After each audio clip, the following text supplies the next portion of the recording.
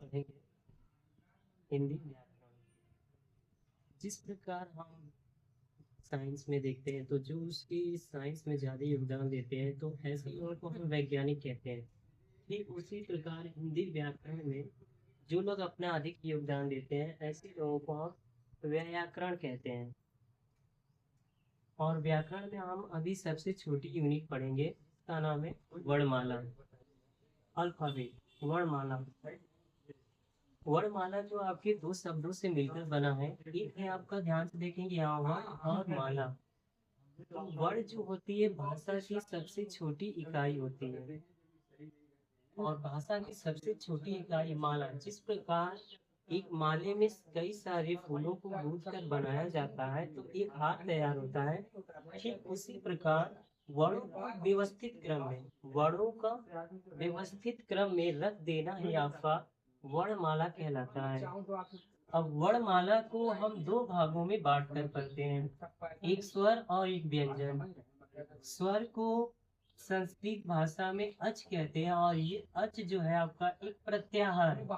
और ये प्रत्याहार आपको अगर थोड़ी बहुत जानकारी होगी तो जानते होंगे कि हमारे जो त्रिमुनि में ऋषि आते हैं आपके पाणिनि, उन्होंने पहली बार जब शिव की उपासना किए थे तो शिव की उपासना करते समय जब शिव जी प्रसिद्ध हुए थे या आप कह सकते हैं प्रसन्न हुए थे, उस समय इन्होंने अपने डमरू को 14 बार बजाया था। तो उस समय इन 14 बार जो बजाया था उनसे वो प्रत्याहार निकले थे। तो पाणिनि ऋषि ने उन्हीं 14 को सुनकर 14 सूत्र बनाया, जिसे माहेश्वर सूत्र कहते हैं, शिव सूत्र कहते हैं, पाणिनि सूत्र भी कहते हैं। उसी से ये आपका आया अज। तो ज्यादातर हम इस पे व्याख्या न करके इस पे करते हैं। अगला है आपका व्यंजन। व्यंजन को हल भी कहते हैं। तो स्वर का अगर परिभाषा दे तो इसे कहते हैं स्वयं राजन्ते इति स्वरा, अर्थात वे ध्वनियां जो स्वतः उच्चारित होती हैं, या अर्थात आप कह सकते हैं कि इनका जो उच्चारण होता है ये स्वयं उच्चारण होते हैं, इस पे किसी भी वर्णों का आश्रय नहीं होता है। और जबकि व्यंजन है अवनज्ञ व्यंजनम, अर्थात ये स्वर की सहायता से बोले जाते हैं। बिना स्वर के आप कोई भी व्यंजन वर्णों का उच्चारण नहीं कर सकते हैं। जैसे आप बोलिए क, जब क बोलेंगे तो उसमें आप लास्ट में देखेंगे कि उच्चारण जो हो रहा है आपका अ की भांति हो रहा है और जो अ है आपका वह स्वर है। तो आप बिना स्वर की सहायता से व्यंजनों का उच्चारण नहीं कर सकते हैं। अब स्वर को भी हम अगर इसकी देखी जाए तो इनकी मात्राओं के आधार पर इनको 3 भागों में बांटा जाता है। ह्रस्व, ह्रस्व का मतलब होता है छोटा या लघु कह सकते हैं, दीर्घ बड़ा और प्लुत। अगर हिंदी में देखेंगे तो हिंदी के व्याकरणों में सिर्फ यही अधिकतर पढ़ा जाता है, ह्रस्व और दीर्घ। प्लुत के बारे में थोड़ी कम जानकारी दी जाती है। ह्रस्व, ह्रस्व में जो वर्ण आते हैं वो एक मात्रिक होते हैं, अर्थात ऐसे वर्णों का उच्चारण करते समय हमें सिर्फ एक मात्रा का समय लगता है। जैसे आपका अ, ई, उ, री। और जो री है ये आपकी संस्कृत वर्णमाला में मिलेगा, तो हमने यहाँ उसे भी ले लिया है। अगला है आपका दीर्घ स्वर।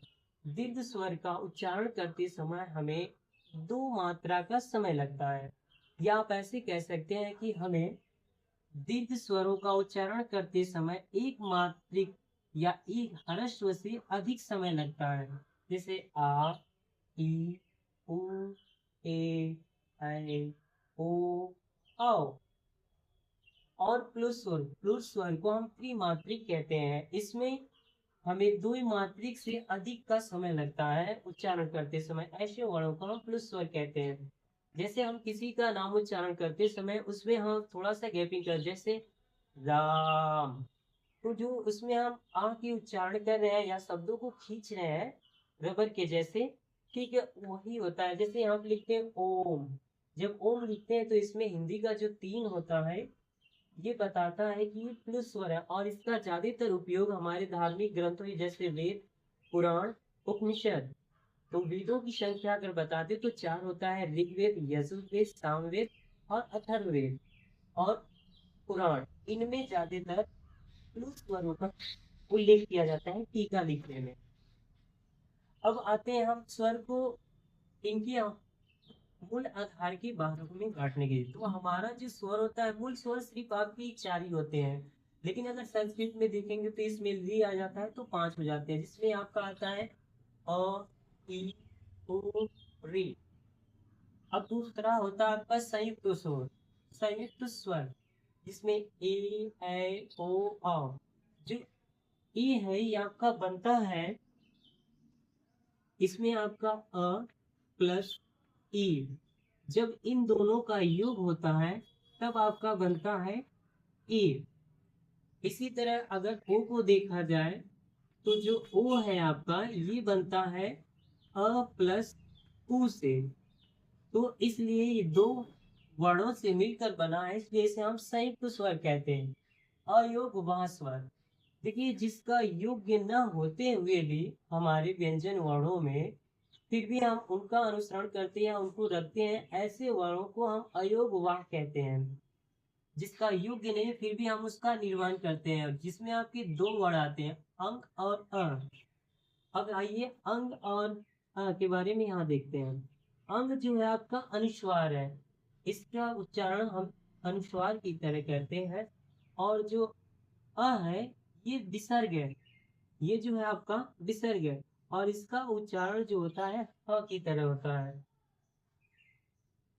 तो अब नेक्स्ट टॉपिक आप अगले दिन, इस पे जो भाग बचे हैं अगले दिन पढ़ेंगे। Thank you.